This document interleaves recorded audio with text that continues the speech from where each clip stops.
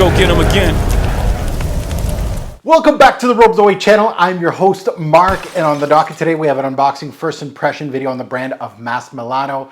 Today we're talking about La Tessa. Now this one right here, first and foremost, this is the first time I am going to see a 100 ml bottle from Masque Milano. I've always been used to the 35 ml, the little guys, and I'm fine with that. With a collection like mine, 35 mls is fine, but the presentation or the box is massive. Lots of detail. You can see the bottle design. We have all the notes back here. This is really interesting difference from a 35 ml to a 100 ml, and I think there's a huge price difference between them as well. I think per mil it's cheaper to get the 100 ml, of course, I would assume, with most brands. Masque Milano at this point of shooting today can do no wrong. I love the brand. They are 3 for 3 with me. Russian Tea was great. Tango was great. Mandela was really, really good. Probably not on the scope of Russian Tea and Tango, but obviously that's the newest one to my collection, so I gotta, you know, keep tabs on it and wear it a little bit more, and it might be in that realm. Now let's see what this one can do. Now this box, I can't believe, like, it's huge. I want to see the differences. I know that the caps are different. It's not the rubber caps, it's like a gold cap, so I can't wait to see what I get from this. I hear this is an amazing aerospace fragrance, so we might be 4 for 4. And honestly, they have, like in the notes here, forget the notes on Fragrantica, but it has Italian iris root butter, French iris root butter, Italian iris absolute, tuberose absolute, but wow, I can't wait. So before we get into anything, have you subscribed yet? Have you? I hope so. Hit the subscribe button, smash the like button, definitely much appreciated. I really appreciate, of course, all the support from my old heads. I absolutely love all of you that keep returning to these videos, even the stuff that you know I'm not gonna like. That's what my channel is all about. I'll be all over the place, and I will give brands chance upon chance upon chance. I am not one of those that'll be like one and done. And you know, I have that spectrum that I have tastes like a lot of YouTubers with smaller numbers, you know, like that really want to discover and love the artistic side of fragrances. I love that. And unfortunately for those channels, they're not getting the love that they, you know, if I was in their shoes and, you know, if I didn't have this YouTube channel, I think my bulk of my purchasing would be exactly where they are. But I absolutely love seeing different things, giving out, you know, I'm going to be unboxing another Parfum de Marly. Chance number 20. Try again. It's Sedley, so it's probably not going to be good. I hear that one's a blue fragrance, so I can't wait. But anyway, I appreciate all the support. Let's take a look at the notes on this one, and from Fragrantica. And as you can see, this is an iris-based fragrance, but there's some interesting notes in here as well. It's a 2016 release, so it does have some years behind it. The nose is Luca Maffei. Don't know much about Luca. I definitely will, especially if this is a standout like everybody's talking about. I kind of want to take a look at the resume, but I believe this is going to be the first scent that I've smelled from Luca. I might be wrong. I might be just going on a website and go, oh, yeah, yeah, he's done this, this, and this. Okay, so this box is stuck within the box. It's a great start. Come on, on y va. We don't have all day. The 20-minute video is going to be just me unboxing it, and then there'll be a part 2 of me actually sniffing it. So there we go.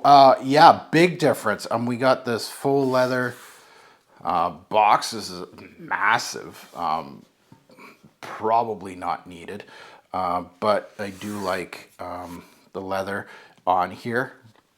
Let's take a look. Oh, okay. Well, there's a lot going on. I haven't even seen the bottle yet, but there's a plaque right there. There's a pouch which has Nothing in it. Just a card that has absolutely nothing written in it. I'm assuming it's just for the pouch, and the card is just to keep it in good shape. So perfect. And that'll be obviously for the bottle. There's the bottle, and oh, got some weight to it. Wow, yeah, what a big difference. Oh my God, what a big difference from a 35 ml to this thing. This thing is heavy, lots of glass. Like, this is half glass. And why does this have a little lever? I'm just curious. Oh, you can just lift it up for presentation purposes and that. Okay, so again, sure, you know, all of this, it's nice, right? It's Xerjoff-like, right? You're paying for it. I'm not a big fan of that. It's nice to see, you know, the presentation, but other than that, you know, full leather kind of box thing. Sure. The bottle itself, heavy, like this is massive. Cap, it's got some weight to it, but it's got detail on the inside. It's got the Masque Milano logo on the top and on the inside of the cap. We have the usual plaque here that has, of course, the name of the fragrance and, of course, the nose, and then, of course, the branding and all that. So let's see. La Tessa from Masque Milano, an iris-based fragrance. We'll put it on strip first, and then, of course, on skin. Atomizer pressurized, just like I like it. Beautiful control of the fragrance. La Tessa, let's delve into it.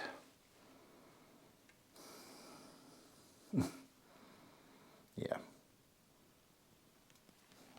Yeah. You know, 4 for 4. It's gorgeous. All right, so it's an iris-based fragrance. Not that I was wrong. There's so much iris in here, you would assume. Okay, where do I start? It's beautiful. It's very simplistic, but there's a lot behind it. I'm getting, and what I really like about this one is I'm getting several facets of iris in here. And not because there's several types of iris or whatever. I really like when I smell a fragrance on one particular note, but you know, throughout your years, you smell a note and a specific note, and a lot of notes, like depending, you know, if Givaudan does it or IF or whomever does it,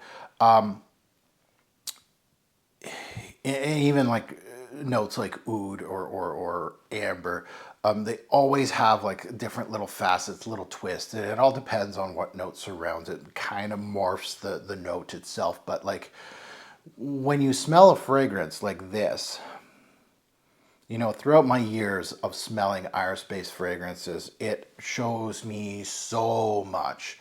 And after a while, you have that DNA that you really, really like from that specific note, or you're artsy like me and you just like seeing certain things pop up in fragrances. And this is where I'm at with this one, is that the iris is front and center. It shines in this fragrance. It has a little bit of texture. It has a little sparkle to it, aldehydic kind of sparkle, and there's a champagne note. And I can smell that, even though it's a fantasy note, it really has that champagne type of opening. Off the bat, off the strip, I didn't even put this on skin yet. I can tell that this is a fragrance that it doesn't have too much personality that it can be dubbed as a classic iris-based fragrance, a timeless fragrance, because there's nothing du jour which would, you know, kind of, you know, things like, you know, blue fragrances, they go out of style. Things like this would not go out of style because it smells. If you're going to smell an iris, maybe iris will get out of style and this won't be in style, but other than that, it's gorgeous. It has the powdery aspect of iris. It has, and that's the traditional idea of iris. It has the buttery side of iris. It has the rooty side of iris, which is almost rare to find now. Also has a makeup vibe. it's warm yet it's cold too. Iris can give out warm tendencies, but also cold tendencies. It has creamy tendencies. There's a texture there, which is, that's where it kind of gets me, that there's like a little bit of there's like a texture of some sort. It's creamy, it's thick, it's well-rounded. The sandalwood probably helps this idea as well. There's sandalwood in here that will help that creaminess. And it smells like luxury. And let's put it on skin. But it smells like, if you blindfolded me and told me, okay, what is this? First of all, I'd tell you it's Iris. It's pretty simple, straightforward. I could do that blindfolded easily. However, if you said, hey, this, from which brand is this? You'd have to do a calculated guess. And yeah, oh, if I had to make a calculated guess here, I would say, you know, this is perhaps a Chanel. That's where this quality goes. Luxury items, luxury always in a lot of our minds, when you're thinking luxury items in regard to like cosmetic products or perfume, you immediately go Chanel. Overrated to me personally, yes, but quality's there, and you cannot, like, I cannot say Chanel fragrances are not quality. Redundancy, you know, things like that. Yeah, we can start nitpicking a little bit on Chanel, but this is where, if I was blindfolded, that would be my calculated guess, and that's how I'm trying to let you know how good this is. And there's like a little bit of a mineral, like, grittiness to this, and I'm trying to look at the notes here, and there's nothing in here that would give you that. Yeah, Champagne Accord, I definitely get. Bergamot Neroli, not so much. All this Iris stuff, yeah. Tuberose, no. Ylang Ylang, Sandalwood, I think, goes with the theme, but again, it's well hidden. Oak Moss, no, not at the time. Leather, Iris goes well with leather, and perhaps a little suede, but other than that, classic, timeless, Iris-based fragrance, gorgeous, simplistic, but high-end Iris.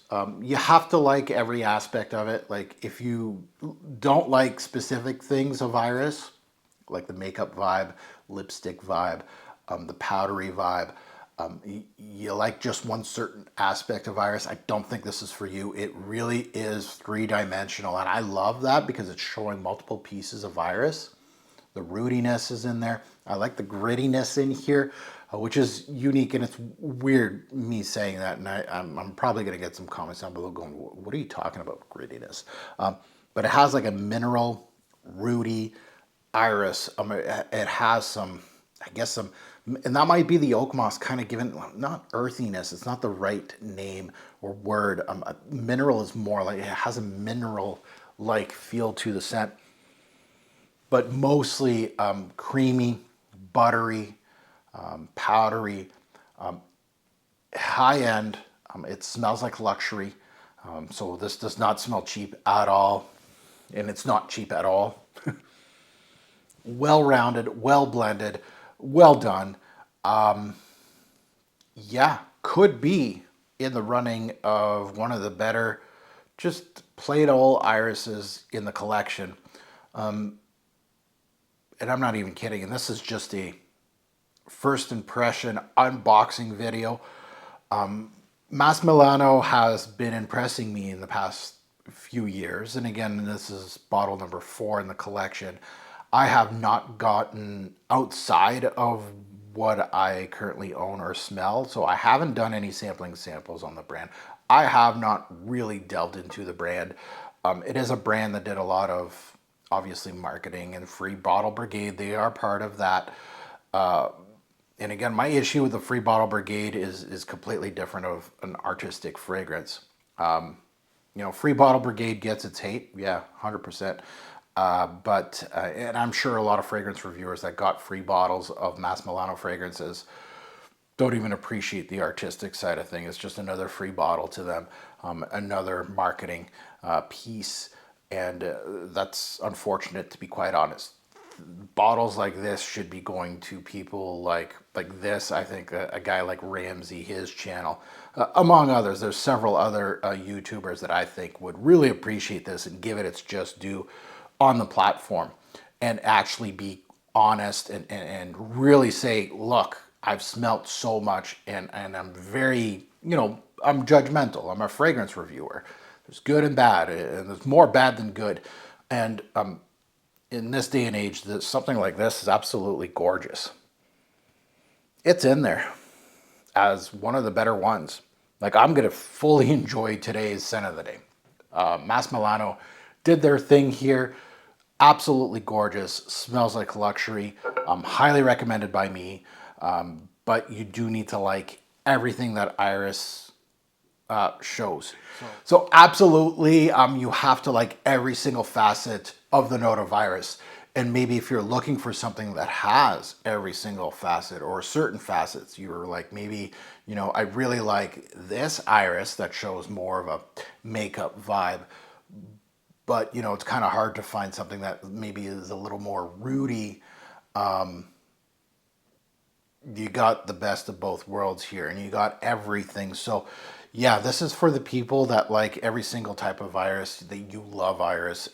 You're going to swoon over this fragrance. It has every single facet, very three-dimensional.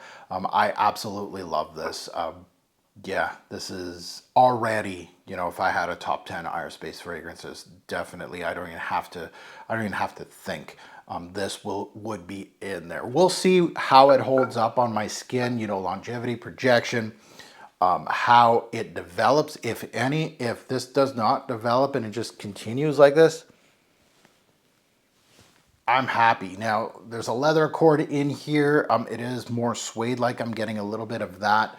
But other than that, there's not really much movement right now as per this video. And again, this video is not very long, but yeah, gorgeous. So I got this at fragflex.com. You can too. You can use my code TFG10. You get 10% off on anything site-wide, including this fragrance. Yeah, this one is, yeah, this is great. This is probably one of the better fragrances I've sniffed in a very long while. So absolutely gorgeous. Anything, ooh, much more mineral, gritty, like that grittiness. That texture is so much more vivid on the strip. Here it's much softer, more pillowy. Interesting. Like I'm just swooning. This is a great release. Now that you heard my take, I'd love to see yours in the comments below. Good, bad, and the ugly. You could even call me out in the comments below and say, where have you been, Mark? This has been like a staple Iris since its launch. YouTubers have been loving this since 2016. Well, here I am, joining the club. That was a great release. And as always, a great pour fragrance will make a lasting impression. Choose your Iris-based fragrance wisely. And if you chose this as your Iris-based fragrance, I co-sign that. Thanks for watching, YouTube. Have a good one.